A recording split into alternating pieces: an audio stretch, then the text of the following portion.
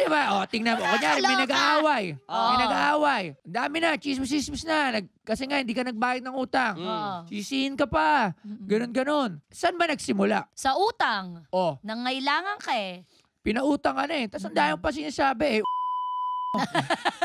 Para tumigil ka. Yan ang lagi niyong iisipin. Walang diskusyon kung hindi kayo nang utang. Correct. Pinautang na kayo ng mga ibang tao. Pera nila yon, pinaghirapan nila yon. Bayaran nyo. Tama. Ito it all goes sa mga may umuutang na mga walang hiya. At mga makakapalang muka. Ayan. Kasi marami yan sa Facebook, makikita nyo eh. Makikita nyo, sila pa yung matatapang.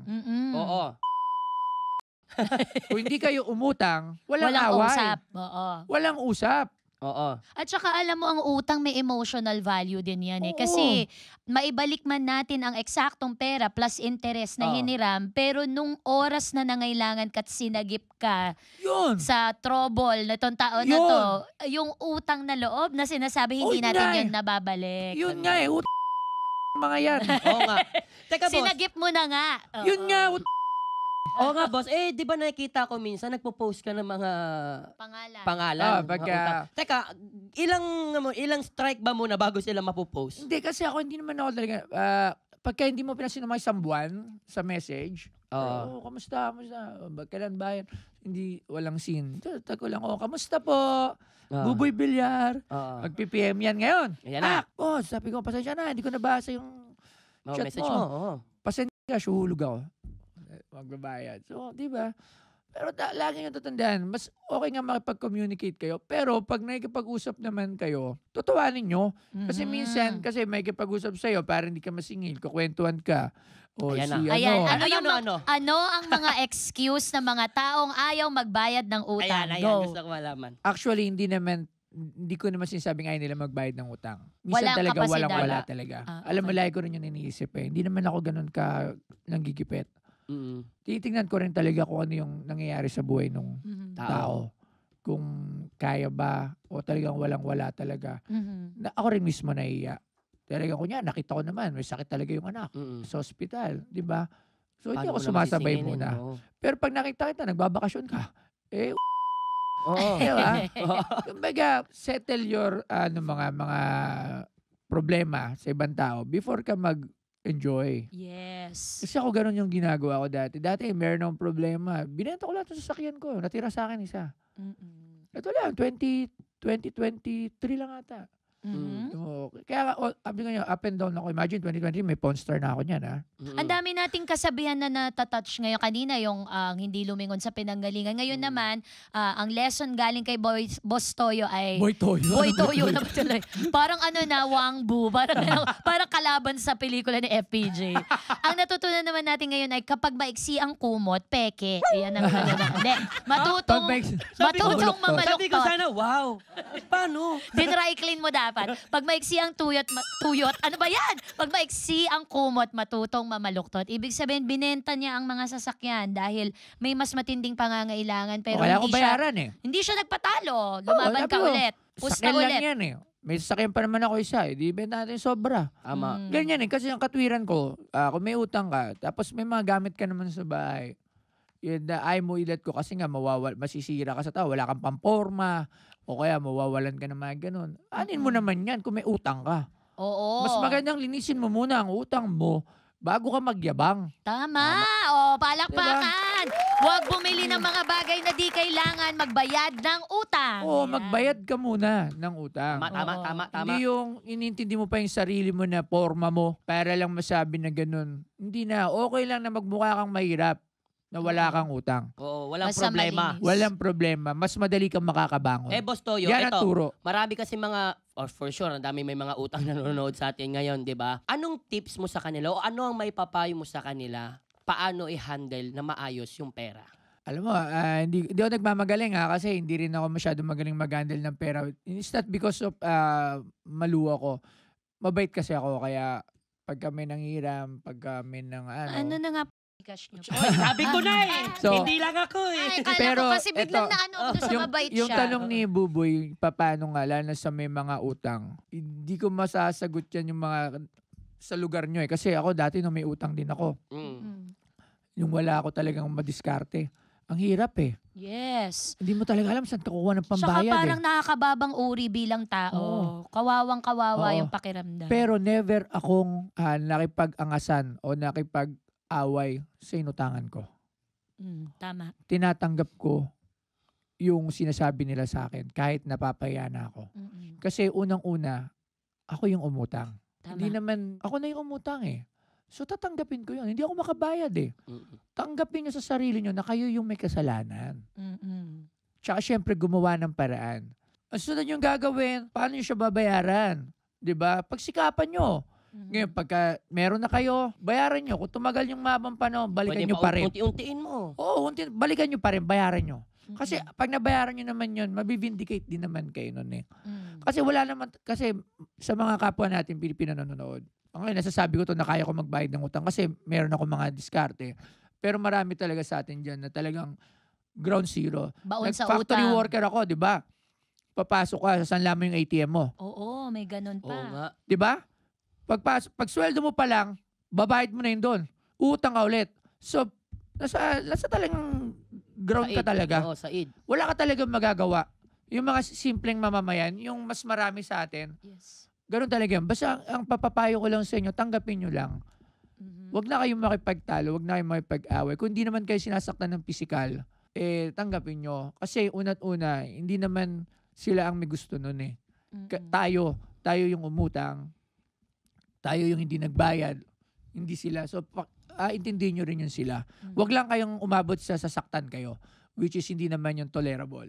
Pero kung sigawan ka, tanggapin nyo kasi, lagi ko sasabihin, kayo naman ang may kasalanan yan. Tayo yung may kasalanan yan. Pero yung pangungutang, hindi naman yan masama as long talagang Kailangan na kailangan. At alam mo paano mo gagamitin yung pera. O, di ba? Alam nyo na. Palakpakan natin si Boss Toyo. Ayan, pag-usapang pera, meron po tayong pwedeng dulugan or lapitan. Ha? At saka tatandaan natin na money is energy. Yes. And Oo. money is everything. Hindi, joke lang. Literal, money is everything. Pero syempre, kailangan may puso ka. At saka pagmamahal, tsaka pamilya. Kasi di ka, di ba, yun tayo sa usaping pera na rin lang. Tama. Di ba? Hindi naman masaya kung wala kang pera eh. Totoo yan. Huwag tayo hipokrito. Oo. Kahit sabihin mo yun, katulad sinasabi mo kanina, Oo. nakabilang ko, ganyan. Hindi naman yan sila masaya. Ikaw ang hindi masaya. Di ba? Mas masayang umiyak sa loob ng limousine Oo. kesa sa umiyak jeep. Oo, tricycle. O kaya maglakad. O maglakad sa ulan. Oo. Doon Ang ka na sakit lang. naman nun. Sa loob ka ng limousine, tas Louis Vuitton yung tissue. Oo, di ba? Oo. Ang hirap ng life. Ganyan. Ayan. Tapos inom ka ng Perrier. Perrier! Shala naman yan. Nakakaloka. Sana all. Oo. Pero like what I'm saying, money is energy. So energy is infinite. Ibig sabihin, lahat tayo may karapatang magkaroon ng pera. Yes. Diskarte lang ang kailangan. Yes, Madam Chair! Eto na po, mag-executive whisper na po tayo. Nakaugalian na po ito sa kada session, Boss Toyo, na meron po kaming mga mabibigat na tanong na pwedeng sagutin diretso Ano yan? at pwede ring i-executive whisper. Kaya niya sabihin yan? Oo nga. Kaya nga namin po kayo naimbitahan dahil isa po Nagpo-post nga kayo yan sa Facebook eh. sa mga diretsahang sumagot. Ang ating unang executive whisper, you may opt to invoke your right po. Let us know lang. Teka, teka. Celebrity. Sa'yo yung pangalawa. Celebrity. Ako na yung Pwera una. ako to ah. Sabi niya, pwera daw Buboy Villar yung sagot. Okay? Ang una mong executive whisper, Boss Toyo, magbigay ng isa o higit pang pangalan ng celebrity, artista man o influencer o content creator na nangutang sa'yo pero hindi pa nagbabayad. Malaki o maliit? Meron pa ba ngayon? Isipin ko lang. Sabihin mo para ano? Malaman ng lahat. Hi! Oh, babayaran naman niya yun. Oo, para magbayad na. Sabi niya, Ay. kaya talaga. Meron na. Bubulong mo na lang. Masaya ngayon dahil wala na. Wala nang influencer, wala nang artist na may utang sa akin. Uy, nagbayad lahat. Thank you. Mayayaman proud na of rin you. silang lahat ngayon.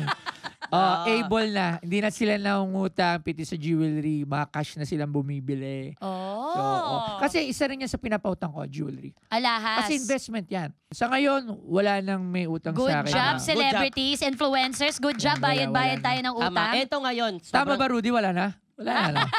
Ha? Sino? Meron ba? Ay, hindi. Wala na yun. Bigay na lang yun. Bigay Si na lang Rudy yun. pala Si hindi Rudy. pa bayad. Hindi. Si Rudy na lang Wala daw na yun. mismo. 5,000 lang yun. Wala yan. Ito, Siyempre, may nakapagbayad na. So, successful yung business mo. Ito ang gusto ko naman itanong, Madam Chair. Magkano ba ang kinikita mo sa isang buwan? Yan, interesante yan. Parang wala eh. Ha? Kasi ini-invest mo ulit. Ay, hindi naman. Kasi mataas yung ano ko eh. Ngayon mataas yung mga overhead ko, yung mga OPEX ko. Pito yung mga rentals. Okay. So, kung pagsusumahin mo, parang nagbe-break even pa. Kasi nagpapagawa kasi ako ng museum. Okay. So, doon napupunta lahat. Museum, hindi amusement park. So, Iba yun. so, kumikita naman ako ng, para mabuhay na maayos. Saka ako sa lado kasi may bookkeeper ako kung magkano yung kinikita So, magkano nga, Boss Toyo? Inikot-ikot Huwag mo mo kami. papagalitan. Siguro, Huwag mo papagalitan. meron akong mga, eto na lang, hindi na yung kinikita kasi hindi ko talaga alam yung exact. Oh, Kasi sige. hindi ako yung accounting, hindi ko tinatanong. Siguro, meron akong pwede kong gastusin para sa sarili ko sa isang buwan. Kahit mga 300,000 for my... Di na M. Hindi na masama. Di na M. O, di ba? Kunyari, may 300,000 ako, pambili ko ng gano'n, bigay sa anak. Personal expense Na sobra, account. oo. So, yung kita hindi ko talaga alam. Kasi madaming Paikot source. eh. Oo, hindi ko alam yung... Hindi. Hindi ko alam yung Anong mga tong source na to? To source na naman. Iba na naman, iba na naman. source ko saan naggagaling yung kita. Meron mga endorsement, meron sa vlog.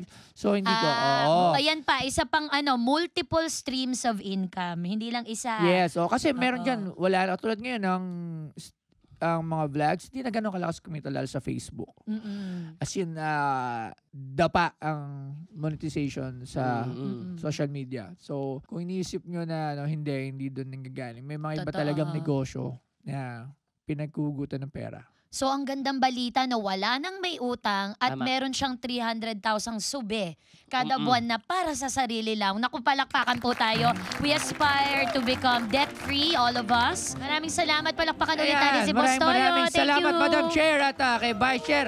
Thank you so much. Thank you, Papa Toyo. Nako, maraming salamat po sa pag-share ng inyong experience at insights. Nako, ang galing mo. Kaya naman may naisip kagad kaming batas ni Madam Chair. Yes, tama ka dyan, Mr. Vice Chair. At ang batas na ito ay ang pautang inalo. Hindi masamang manghiram.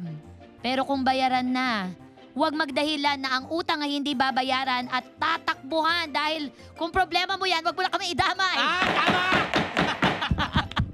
Pero bagong lahat, Boss Toyo, baka pwedeng persyon muna natin yung yung bato. Ay, hindi. Bakit? Sige na, Boss Toyo. Nadali na ako ni Sir Benji Paras niyan. You know!